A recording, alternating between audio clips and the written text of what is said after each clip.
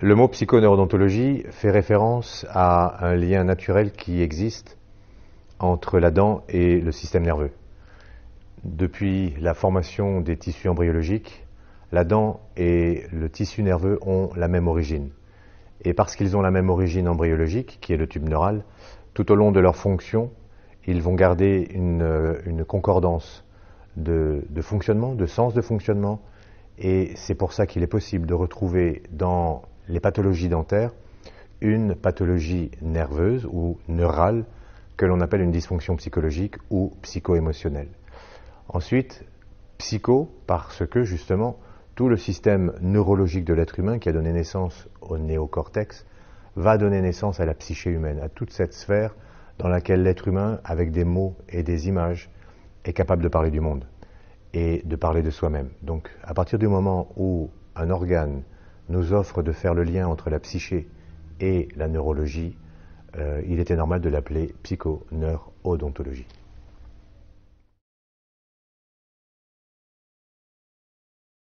La nécessité d'en arriver là a été dès le début de mon travail.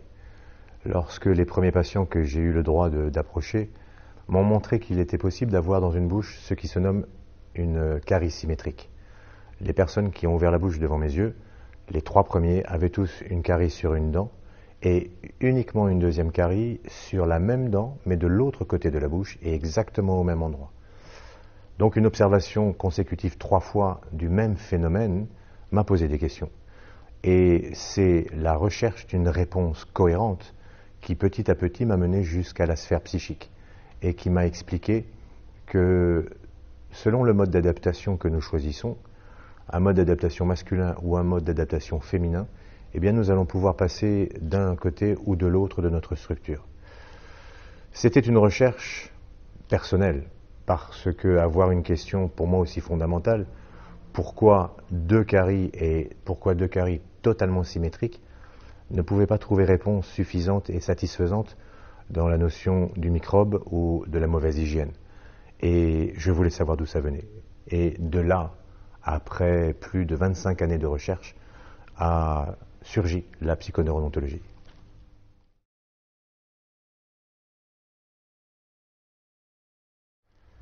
Pour moi, un des petits problèmes réguliers qu'il y avait dans mon exercice professionnel était que tout en faisant exactement le même travail, avec le même cœur et la même technique, en y mettant toute ma concentration, il y avait des patients qui recevaient le soin et le soin durait des années sans bouger. Et d'autres patients qui recevaient le même soin sur la même dent et qui régulièrement venaient avec la réparation cassée ou la couronne décollée. Et je ne comprenais pas pourquoi. Je ne comprenais pas pourquoi le même travail ne donnait pas les mêmes résultats au niveau de la durée du temps. Alors je suis persuadé que en donnant au patient les informations qui lui permettent de prendre en charge sa partie personnelle pour sa santé dentaire, permet au dentiste d'avoir un travail, j'allais dire plus facile, non parce que la technique restera toujours difficile, mais plus facile parce qu'il y a un stress qui s'en va, le stress de l'obligation de résultat qui n'est pas seulement dans la main du dentiste, parce que la dent, connectée au système psychologique, va réagir à la vie psycho-émotionnelle du patient. Et c'est donner accès à ça de l'être humain que la psychoneurodontologie permet de faire. Et donc le dentiste va avoir un cadre de travail allégé et dans des cas lourds comme la chirurgie par exemple, de travailler en psychoneurodontologie avant l'acte chirurgical a montré qu'il y avait quasiment une disparition de toutes les complications post-opératoires.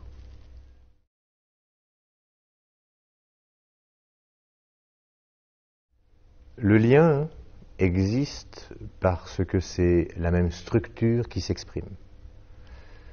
Le lien existe parce que dans une structure humaine, il y a 2 niveaux classiques, le niveau de l'esprit et le niveau du corps biologique.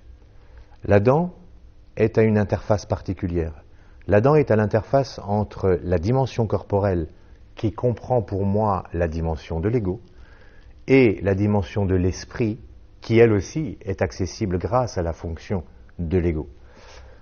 Donc la complémentarité, elle n'est pas complémentaire au sens propre, mais le décodage biologique m'a permis de découvrir derrière des dysfonctionnements biologiques la charge psycho-émotionnelle. Et avec la dent et la psychoneurodontologie, je remonte aussi à la charge psycho-émotionnelle. Et j'ai réussi à faire des ponts entre des charges psycho-émotionnelles qui, pour certaines, s'expriment dans la biologie et qui, pour d'autres, s'expriment au niveau de l'organe dentaire.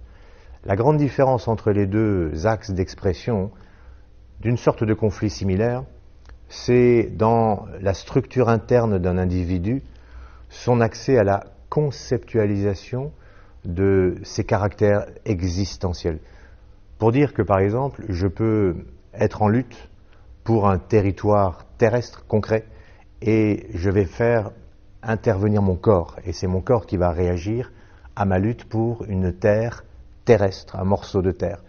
Mais si je prends conscience de ce que représente ce morceau de terre pour ma conceptualisation d'être, je vais avoir la possibilité non seulement de soulager ma biologie, et si je suis conscient de gérer ça d'une manière totalement différente, et si je suis inconscient de ce transfert dans le concept, je vais avoir une dent qui va réagir au problème et non pas un morceau de mon corps.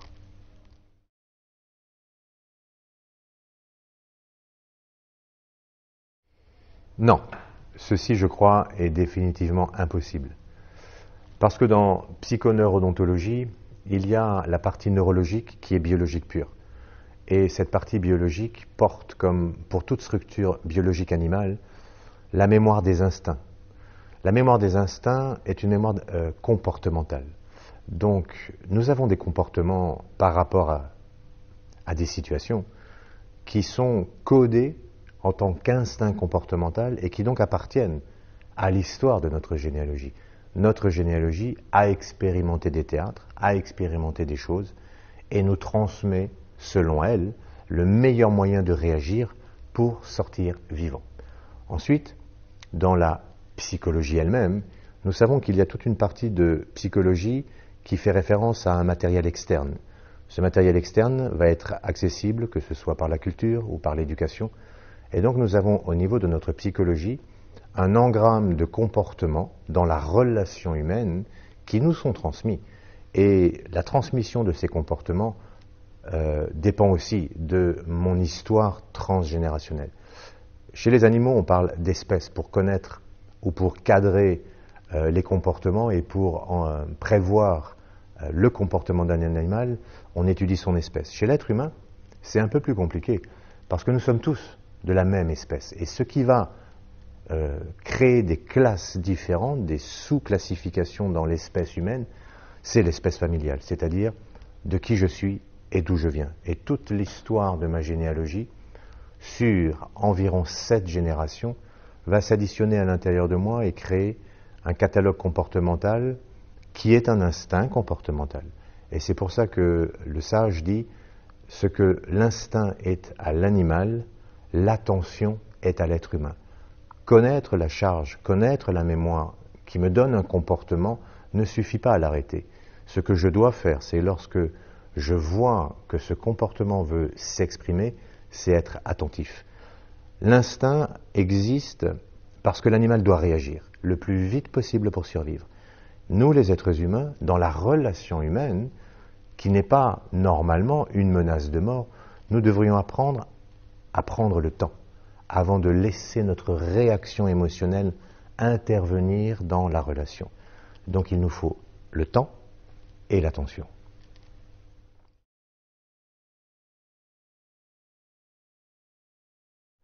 La première qualité que je crois importante, c'est la curiosité.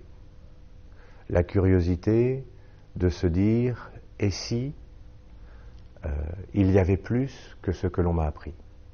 Parce que ce que l'on m'a appris est ce que l'humanité a découvert jusqu'ici, et je crois que l'humanité n'a pas encore tout découvert d'elle-même. De la même manière, aujourd'hui, l'humanité ne connaît que 5% de la structure du cosmos, et il reste 95%. Donc déjà, pour moi, c'est la première qualité, la curiosité. Après, il y a très souvent un déclenchant important qui est d'avoir une problématique dans la bouche et des échecs thérapeutiques consécutifs de la part des odontologues qui utilisent ce qu'on leur a enseigné. Donc, beaucoup de patients, à un moment donné, dans le désespoir d'une thérapie efficace, cherchent au-delà de ce que propose le circuit traditionnel. Après, il faut un esprit souple et ouvert, capable d'entendre des choses qui surprennent. Parce que la psychoneurodontologie, c'est quasiment voir un peu les choses à l'envers, même si ce n'est pas un véritable envers, c'est un retournement. L'essentiel de l'entrée dans la psychoneurodontologie, c'est de ne jamais se poser la question « qu'est-ce que j'ai fait de mal ou d'incorrect pour en arriver là ?» Ça, c'est une mauvaise question. La bonne question qui ouvre le chemin de la psychoneurodontologie, c'est de penser que ce qui arrive dans ma bouche est une réaction biologique, et c'est un programme biologique, qui a été déclenché par une signature émotionnelle et un sentiment de moi-même que je n'ai pas conscientisé. Ça, c'est la neuropsychologie qui dit qu'à chaque émotion correspond un programme biologique. Donc, un retournement, une curiosité et le courage d'aller voir au-delà.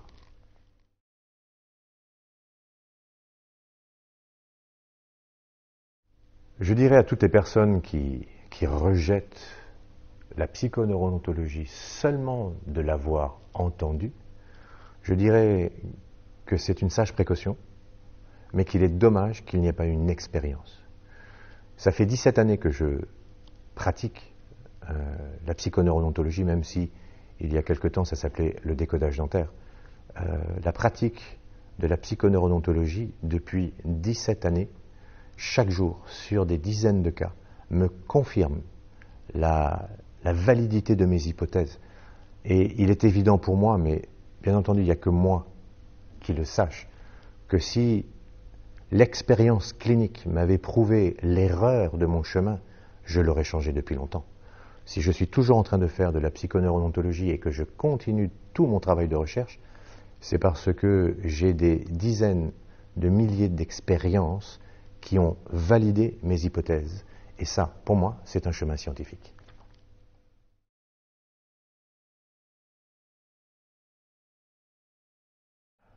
Je crois que je vais répondre par une seule réponse, parce que mon désir ne peut que naître de mon imagination, et mon imagination est portée par mon désir. Et si je mets imagination et désir ensemble, je vais répondre à la question qui serait « Quel est ton rêve de la psychoneurodontologie ?»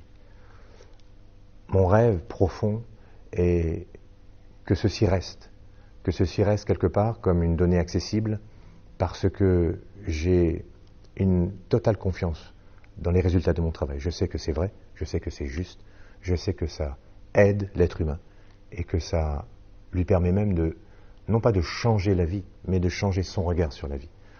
Donc mon premier rêve est qu'il y ait quelque part comme une bibliothèque de mémoire de ce que j'ai dit, de ce que j'ai fait et de toutes les lectures que j'ai mises en place.